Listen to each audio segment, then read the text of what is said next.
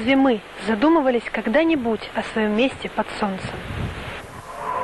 Вовсе нет. Мы просто рождаемся и живем на большой планете Земля. И просто радуемся улыбкам, людям, материнскому теплу и ласковому солнцу.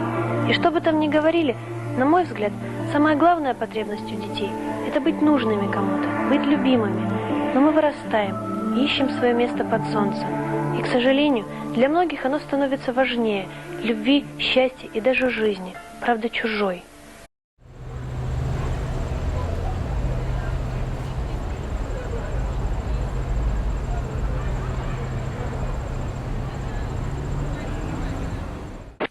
Четыре года в городе Горловка на Донеччине существует нелегальная шторм-школа по обучению детей, страдающих аутизмом.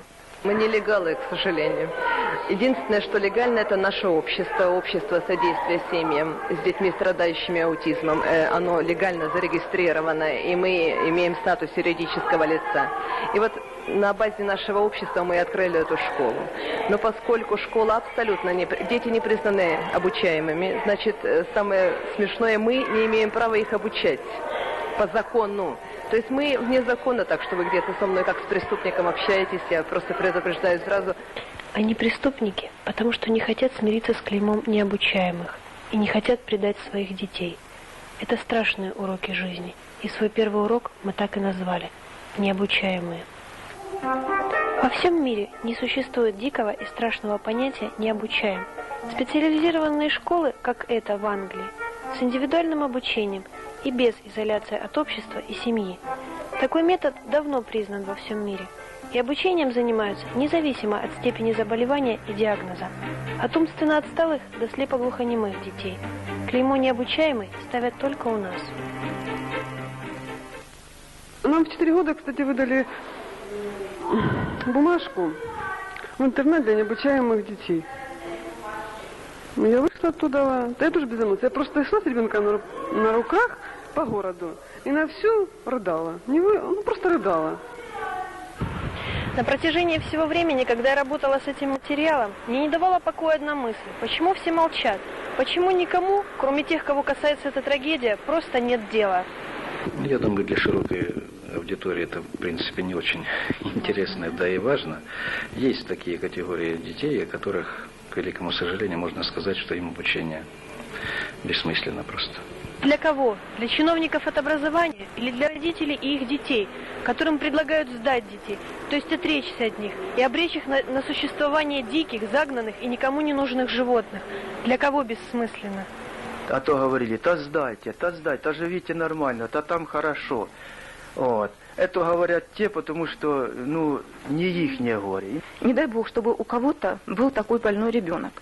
Потому что это самое-самое большое горе, что есть для родителей.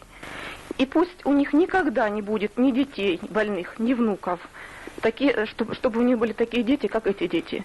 И чтобы я бы посмотрела, как бы у них бы поднялась рука, взять своего ребенка, свою кровинушку, взять и отвезти куда-то, сдать в интернат.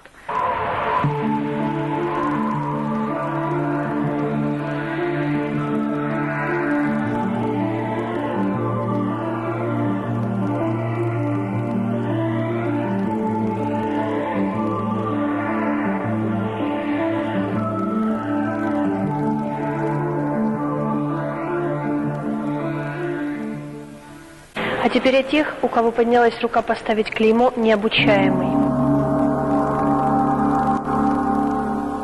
В принципе, проблем особых нет. И я могу сказать, что вот такое совместное участие в работе по оценке возможностей каждого подростка, нашего каждого ребенка, и врачей, и учителей, педагогов наших, и врачей, скажем, психиатров, педагогов, оно помогает нам определить истинный уровень возможностей ребенка, а значит и способы и формы его обучения. Это было море слез, море переживания. Я даже своим друзьям рассказывала насчет этой комиссии, все, конечно, меня там поддерживали. И я просто говорила, как можно за 5 минут решить судьбу ребенка, поставить на этом человеке клеймо, когда этот человек умеет многое.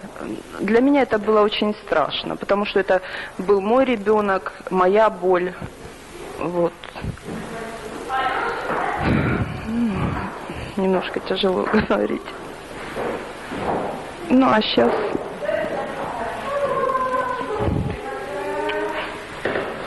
я не могу.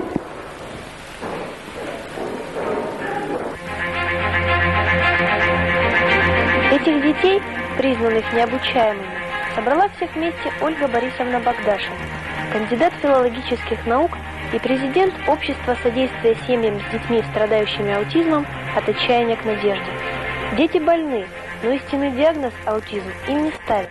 В городе Горловка их примерно около 700, а вот по заключениям наших специалистов всего 4. В чем же дело?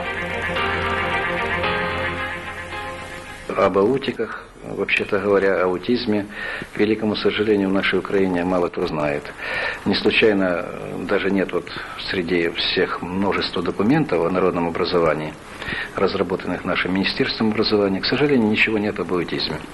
Я прошу очень внимательно посмотреть на экран не только тех людей, которых волнует этот вопрос как профессионалов, но и тех родителей, у которых есть дети, такие, как показаны в нашем сюжете, и которые пытаются справиться с этой проблемой в одиночку.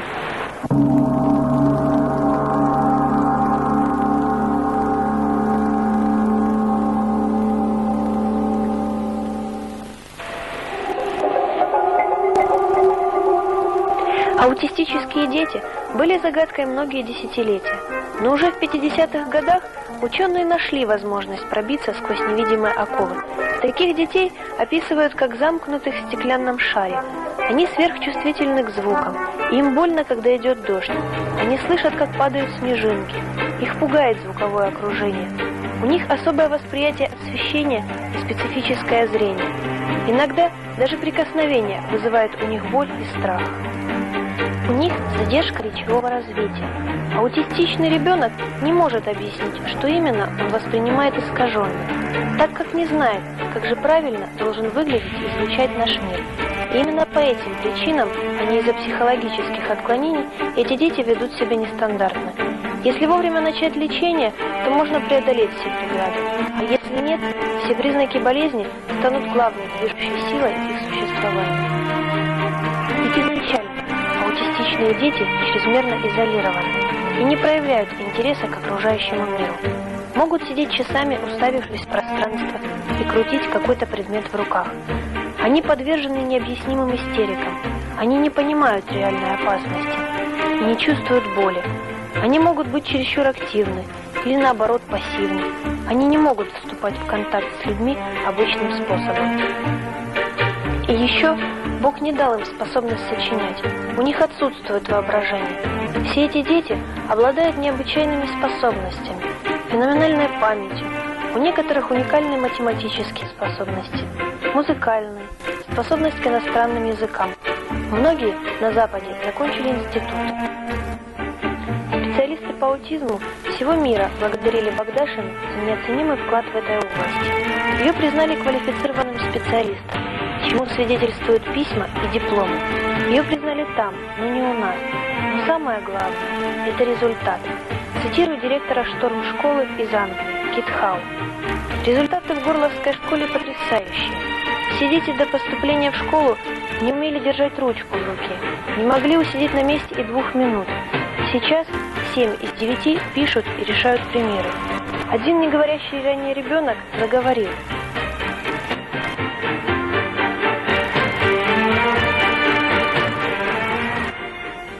А теперь, уважаемые специалисты, посмотрите тетради необучаемых детей. Эти занятия в начале учебного года, а это результат всего лишь через 10 месяцев. Так кто же необучаемый? 4 года войны с чиновниками привели к выводу, что сегодня необучаемые именно они, так называемые специалисты. Я действительно никогда не задумывалась о месте под солнцем, но теперь я знаю, что это борьба, в которой не может быть победителей и побежденных, но могут быть поставлены на одни весы место под солнцем и судьба ребенка. И в конце этой истории борьбы я хочу привести всего лишь 2 цитаты людей-аутистов, научившихся говорить и писать. Теперь я могу рассказать людям, как я внутренне умна. Я могу сказать людям, что мне нравится и что нет. Я – это я. И все могут теперь любить меня так, как я хороший и полезный человек. И еще одно. Теперь люди понимают, что я умный человек. А ведь каждый хочет, чтобы с ним обращались с уважением. Они так боялись быть заклейменными диагнозом безнадежности и умственной отсталости.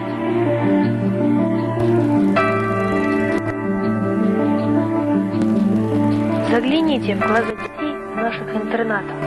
У многих вы увидите эту боль, страх и мольбу о помощи.